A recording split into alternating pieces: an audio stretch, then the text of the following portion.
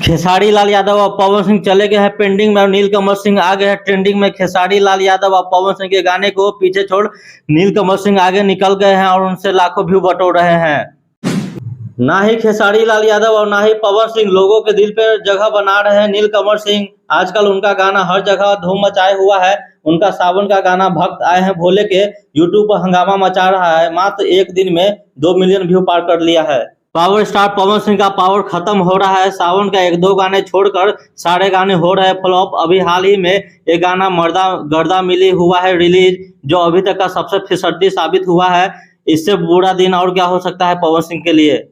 Bhojpuri industry के singer Shivani Singh को आज कौन नहीं जानता है। वे अपनी आवाज से सबको झूमने पर मजबूर कर देती है। उन्होंने एक के बाद एक हिट गाने गाए हैं और आप सभी के बीच उनका एक और गाना आ रहा है जिस गाने का बोल है गौवा के छौड़न पीछे पड़ल।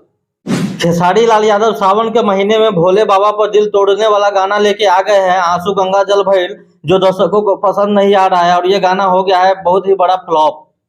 बिहार को बहुत जल्द मिलेंगे 2 नए एयरपोर्ट, मुजफ्फरपुर और रक्सौल हवाई अड्डों से उड़ान भरेंगे विमान। सनी देओल की फिल्म गदर 2 ने बुधवार की कमाई से तोड़ दिए बाहुबली और दंगल 2 समेत कई फिल्मों के रिकॉर्ड। बिहार के 3 मजदूर आंध्र प्रदेश के अनंतपुर जिले में हुए एक सड़क हादसे में अपनी जान गंवा दी।